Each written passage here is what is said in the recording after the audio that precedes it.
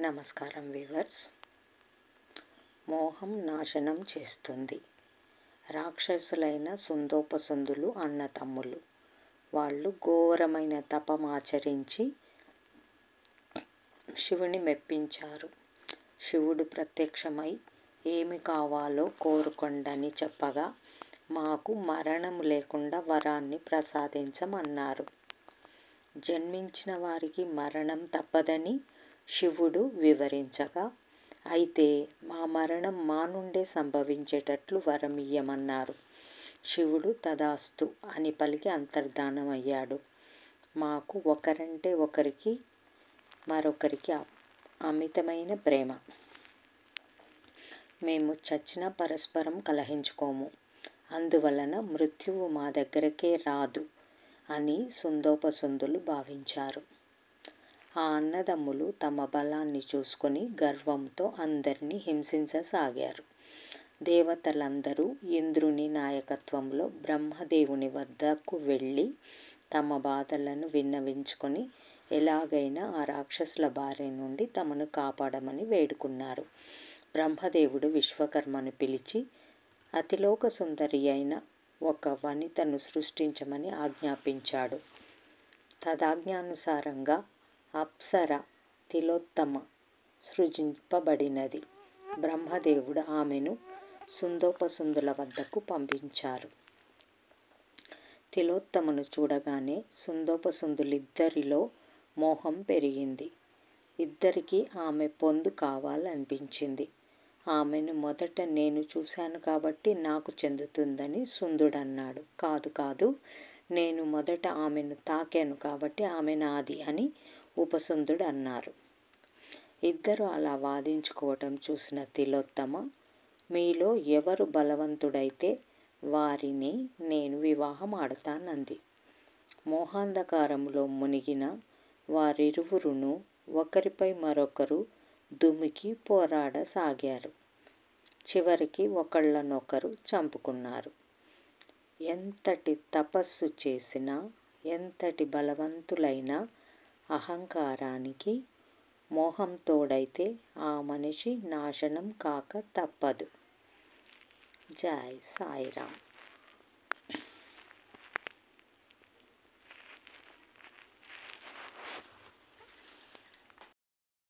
నమస్కారం వ్యూవర్స్.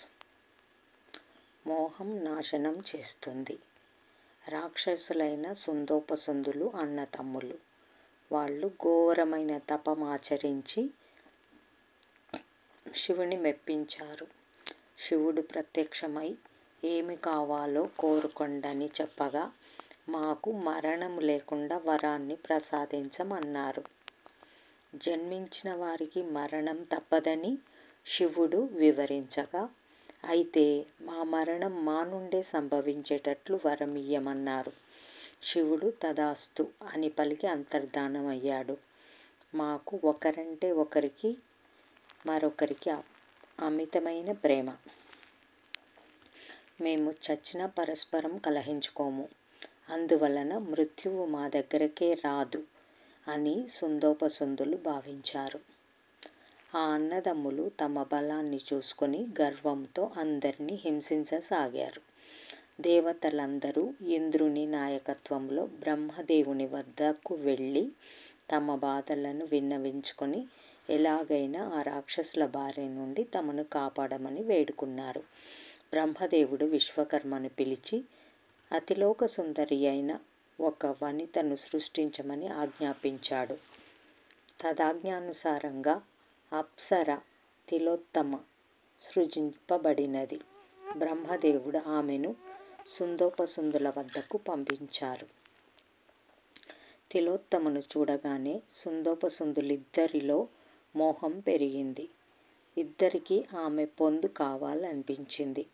ఆమెను మొదట నేను చూశాను కాబట్టి నాకు చెందుతుందని సుందుడన్నాడు. కాదు కాదు, నేను మొదట ఆమెను తాకాను కాబట్టి ఆమె నాది అని ఉపసుందుడు అన్నారు. ఇద్దరు అలా వాదించుకోవటం చూసిన తిలోత్తమ, మీలో ఎవరు బలవంతుడైతే వారిని నేను వివాహం ఆడతానంది. మోహాంధకారంలో మునిగిన వారిరువురును ఒకరిపై మరొకరు దుమికి పోరాడసాగారు. చివరికి ఒకళ్ళనొకరు చంపుకున్నారు. ఎంతటి తపస్సు చేసినా, ఎంతటి బలవంతులైనా అహంకారానికి మోహం తోడైతే ఆ మనిషి నాశనం కాక తప్పదు. జై సాయిరామ్.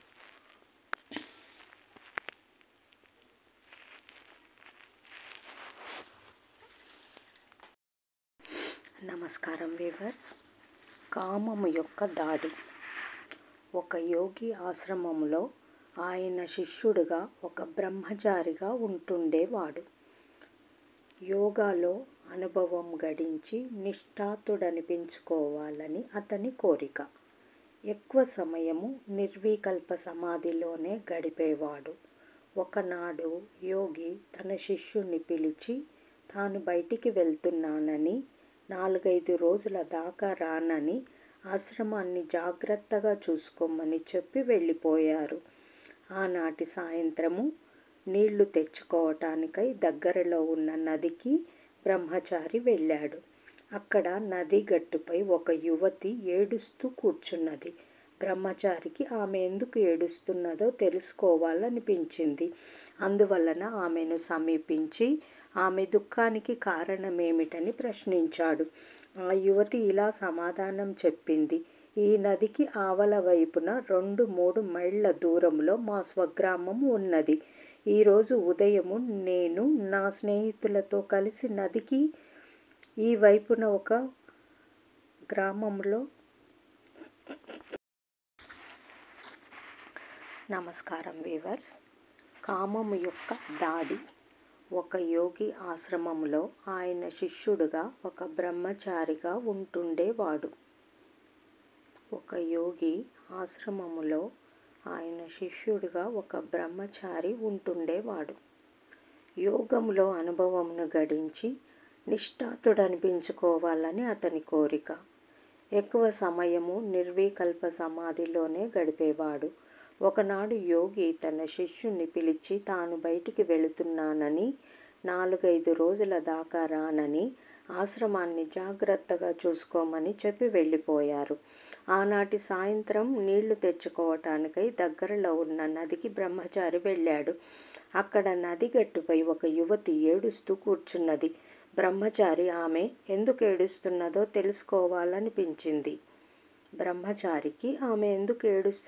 తెలుసుకోవాలనిపించింది. అందువలన ఆమెను సమీపించి ఆమె దుఃఖానికి కారణమేమిటని ప్రశ్నించాడు. ఆ యువతి ఇలా సమాధానం చెప్పింది. నదికి ఆవలి వైపున 2-3 మైళ్ళ దూరంలో మా స్వగ్రామం ఉన్నది. ఈరోజు ఉదయం నేను నా స్నేహితులతో కలిసి నదికి ఈ వైపున ఉన్న ఒక గ్రామంలో ఒక ఉత్సవంలో పాల్గొవాలని వచ్చాము. మా తిరుగు ప్రయాణంలో ఒక తోట దగ్గరకు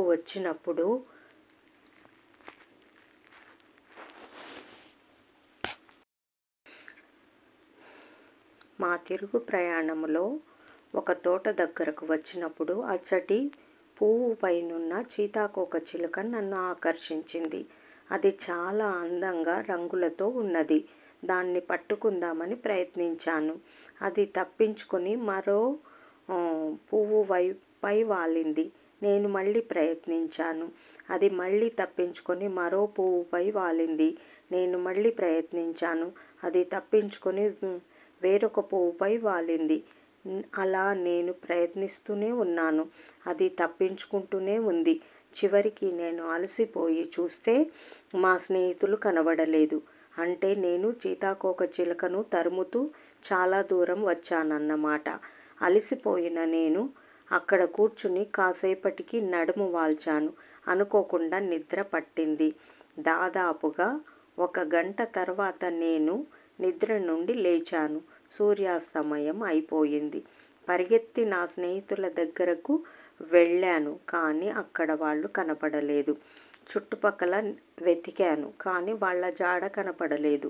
నా కోసం కొంతసేపు చూసి నేను కనపడక నేను ఇంటికి వెళ్ళిపోయానని వాళ్ళు భావించి ఉండవచ్చు.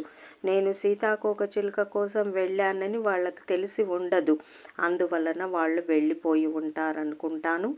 ఆ తర్వాత నేను ఒంటరిగా మిగిలానని తెలుసుకుని విపరీతంగా భయపడ్డాను. ఇంటికి బయలుదేరటానికి చాలా చీకటి పడింది. నది గట్టు దగ్గరికి వెళ్ళి చూస్తే నదిని దాటించే పడవ కూడా కనబడలేదు. చీకటి బాగా పడినందున ఇంటికి ఒంటరిగా వెళ్ళటం కష్టం అనిపించింది. దానికి తోడు పడవ మనిషి కూడా కనబడలేదు. కానీ ఈ చీకటిలో ఒంటరిగా ఇక్కడ గడపటం కష్టమే. అందుకనే దిక్కుతోచక బాధపడుతున్నాను. బ్రహ్మచారికి ఆమె మీద జాలి కలిగింది. నాతో పాటు మా ఆశ్రమానికి వచ్చి ఈ రాత్రికి అక్కడ విశ్రమించి మరునాడు ఉదయమే వెళ్ళిపోవచ్చు అని ఆమెతో అన్నాడు. కానీ ఆ అమ్మాయి కొంచెం జాగ్రత్తగా ఆలోచించి ఇలా ప్రశ్నించింది. ఆశ్రమంలో ఎవరెవరు ఉంటారు? నేను, మా గురువుగారు. కానీ ప్రస్తుతం మా గురువుగారు ఆశ్రమములో లేరు. కొన్ని రోజుల దాకా తిరిగి రారు. బ్రహ్మచారి సమాధానమిచ్చారు. అప్పుడు నేను మీతో రావటం ఎంతవరకు సమంజసం? నాకు సందేహం కలుగుతుంది. యువతి తన సందేహాన్ని వెలిబుచ్చింది. మీరు భయపడవలసిన పనులేదు. యావత్ జీవితం బ్రహ్మచారిగానే గడుపుతానని నేను ప్రతిజ్ఞ చేశాను. భౌతికమైన కోరికలు నా దగ్గరికి కూడా రావు. నా వైరాగ్య భావము స్థిరమైనది. రంభ, ఊర్వశి వంటి అప్సరసలు కూడా నా మనోబలాన్ని పాడు చేయలేరు. కాబట్టి నిర్భయంగా మీరు రావచ్చు అని బ్రహ్మచారి ఆమెకు నమ్మకము కలిగేటట్లు మాట్లాడాడు. మీ సహాయానికి కృతజ్ఞురాలను అని పలికి ఆ యువతి బ్రహ్మచారితో పాటు వాళ్ళ ఆశ్రమానికి వెళ్ళింది. ఆశ్రమానికి చేరిన తర్వాత ఆమెకు ఫలములను తినటానికి ఇచ్చాడు.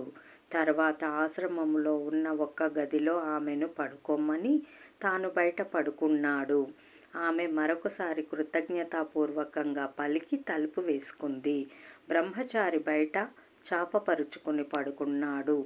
అరగంట తర్వాత వర్షం ప్రారంభమైంది.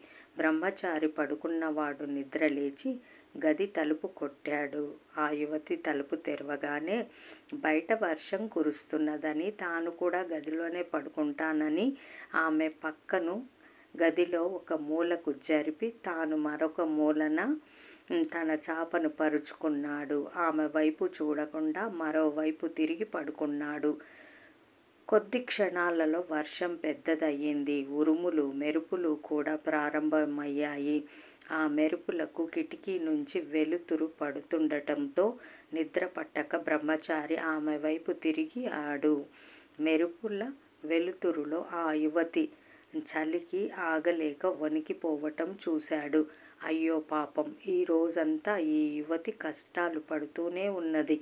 ఇప్పుడు చలికి బాధపడుతోంది. నిద్ర పట్టిందో లేదో అని మనసులో భావించాడు. కానీ అతని వద్ద ఒకటే దుప్పటి ఉంది. చలి పెరుగుతోంది. తాను కూడా దుప్పటి లేకపోతే పడుకోలేడు. మరునాడు తాను విశేషమైన ధ్యానము చేసుకోవాలి. ఈ రాత్రి నిద్ర పట్టకపోతే రేపు ధ్యాన సమయంలో నిద్రపోవచ్చు. అందువలననే ఒకే దుప్పటిని ఆ యువతితో కలిసి కప్పుకుంటే ఏమీ నష్టం లేదు. అయినా తన బ్రహ్మచర్య దీక్ష ముందు ఎటువంటి ప్రలోభము పనిచెయ్యదు. స్త్రీ శరీరము తనకు కట్టెతో సమానమని ఆలోచించి ఆ యువతితో ఇద్దరూ కలిసి ఒకే దుప్పటిని కప్పుకుందామని సూచించాడు. ఆమె ఆశ్చర్యచకితురాలయ్యింది. అయినా బ్రహ్మచారి సూచనను అంగీకరించింది. ఆ యువతి శరీరాన్ని స్పర్శిస్తూ పడుకున్నందున నెమ్మదిగా బ్రహ్మచారి మనసుపై కామము తన ప్రభావాన్ని చూపసాగింది. అయినా బ్రహ్మచారి తనను తాను ఇలా సమర్థించుకోసాగాడు. చాలాసార్లు నాకెదురుగా ఉన్న ఫలాలను తినాలని కోరిక కలిగినా నన్ను నేను నియంత్రించుకున్నాను. అలాగే చాలాసార్లు నా మనసులో క్రోధం కలిగింది. కానీ నేను ఎవరితోనూ పరుషంగా మాట్లాడలేదు. మౌనంగా ఉండేవాడిని.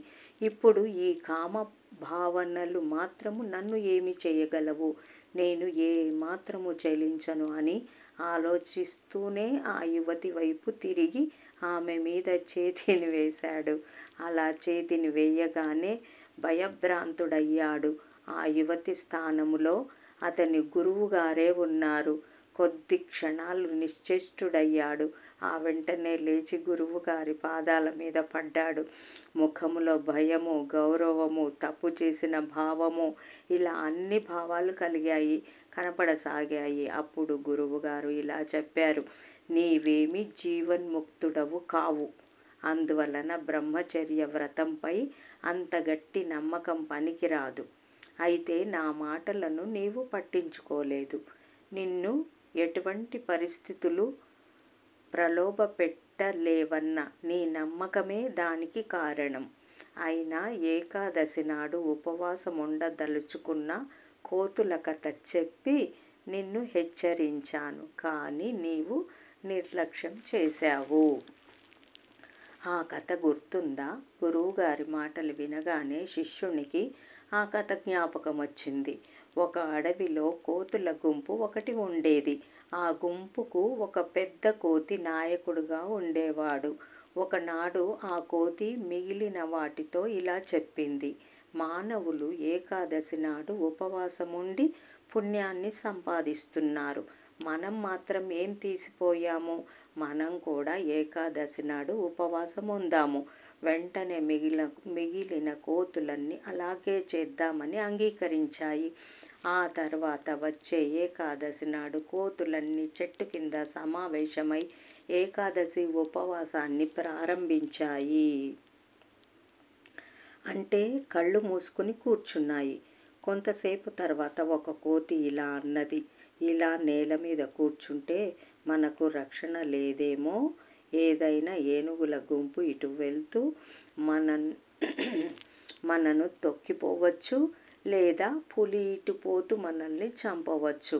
అసలు మనము శాఖామృగాలము, చెట్ల కొమ్మల మీద ఉండటమే మనకు అలవాటు. అందువలన మనము చెట్లు ఎక్కి కూర్చుందాం. అయితే కొమ్మల మొదట్లోనే కూర్చుందాము. అప్పుడు పండ్లకు దూరంగానే ఉంటాము. ఆ కోతి మాటలు మిగతా కోతులకు నచ్చాయి. వెంటనే అమలుపరిచాయి. అలా కొంతసేపు గడిచింది. అప్పుడు మరో కోతి ఇలా సూచించింది: మనము చెట్ల మీద కూర్చున్న లాభం ఏమిటి? చిరుతపులి చాలా తేలికగా చెట్లను ఎక్కగలదు, ఇక్కడ దాకా రాగలదు. మనం కొంచెం పైకి వెళ్తే మంచిది.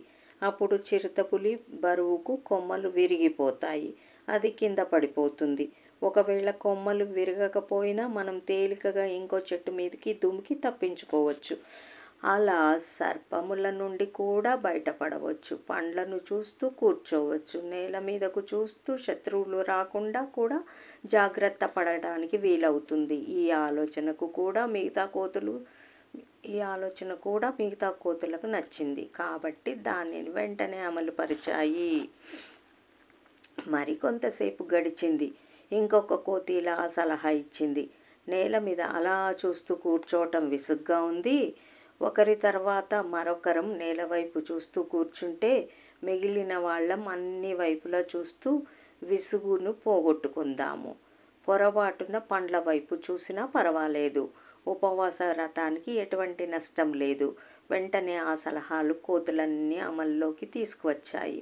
మరో కోతి వేరే సలహా ఇవ్వటానికి ఎక్కువ సమయం పట్టలేదు. మనము ఎలాగూ పండ్లను చూస్తూనే కూర్చున్నాము. ఉపవాస కారణంగా రేపు మనకు ఆకలి ఎక్కువగానే ఉండి మంచి పండ్లను ఏరుకునే సమయము ఉండకపోవచ్చు. అందువలన ఏ పండ్లు పండి తినటానికి వీలుగా ఉన్నాయో, ఏది వీలుగా లేదో మనం ఇప్పుడు పరీక్షించి పెట్టుకోవచ్చు. ఈ సలహా కూడా అన్ని కోతులకు నచ్చింది. కోతులన్నీ పండ్లను పట్టుకుని చూడటం ప్రారంభించాయి.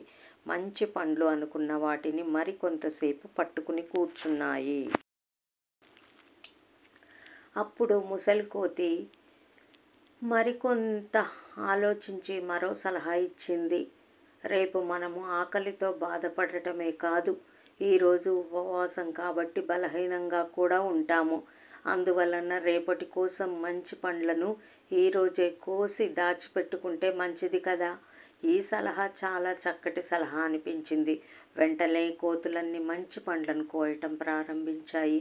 ఇంతలోనే మరో వృద్ధ వానరం ఇలా అన్నది, చాలా పండ్లు చూడటానికి బాగానే ఉంటాయి, ముట్టుకు చూసినా ఏమీ తెలియదు. అందువలన మనము పండ్లను వాసన చూడాలి. ఈ సలహా కూడా కోతులు అమలు చేయటం ప్రారంభించి చక్కటి వాసన కలిగిన పండ్లను ఏరి చెడు వాసన కలిగిన వాటిని విసిరి పారేయసాగాయి. కొంతసేపు గడిచాక ఇంకొక వృద్ధ వానరానికి మరో ఆలోచన వచ్చింది. చాలా పండ్లు చూడటానికి బాగానే ఉంటాయి, పట్టుకు చూసినా బాగానే ఉంటాయి, వాసన కూడా చక్కగా ఉంటుంది, కానీ పొట్ట విప్పి చూడ పురుగులుండు అన్నట్లుగా ఉంటాయి. అందువలన పండ్లను కొంచెం కొరికి చూస్తే తప్పేం లేదు. కొరికిన ముక్కను మనం మింగవద్దు. అప్పుడు మన ఏకాదశి ఉపవాసానికి ఎటువంటి భంగం వాటిల్లదు. పండ్లను రుచి చూస్తే పర్వాలేదు. అన్నింటికంటే ఈ సలహా కోతులన్నింటికి చాలా బాగా నచ్చింది. వెంటనే సలహాను ఆచరణలో పెట్టసాగారు. కొద్ది క్షణాల్లో కోతులు పండ్లను రుచి చూడటమే కాదు, పండ్లను తినటం కూడా పూర్తయింది. కోతులు సంకల్పించిన ఏకాదశి ఉపవాస వ్రతం అలా ముగిసింది. యోగి తన శిష్యునికి ఈ కథను జ్ఞాపకానికి తెచ్చి మళ్ళా ఇలా అన్నాడు, నేను చెప్పిన కథ ప్రభావము నీపైన ఏమీ లేదని నేను గ్రహించాను. అందువల్ల నేను నీకు వాస్తవాలను బోధించటానికే నా యోగశక్తితో యువతిగా నీ ముందుకు వచ్చాను. తర్వాత జరిగినదంతా నీకు తెలిసినదే. మనస్సును చెడగొట్టటానికి ఇంద్రియాలకున్న శక్తిని తక్కువగా అంచనా వేసి తన చర్యలను తప్పుడు ధోరణిలో సమర్థించుకుంటూ అనవసరమైన విషయాలలో సర్దుకుపోతూ ఉండటమే మన నైతిక ఆధ్యాత్మిక పతనానికి ముఖ్య కారణం. బ్రహ్మచారికి తన తప్పిదం అర్థమయ్యింది. తాను తీసుకోవలసిన జాగ్రత్తలు తెలిసి వచ్చాయి. శ్రీ శ్రీ శ్రీ అభినవ విద్యాతీర్థ స్వామికి జై.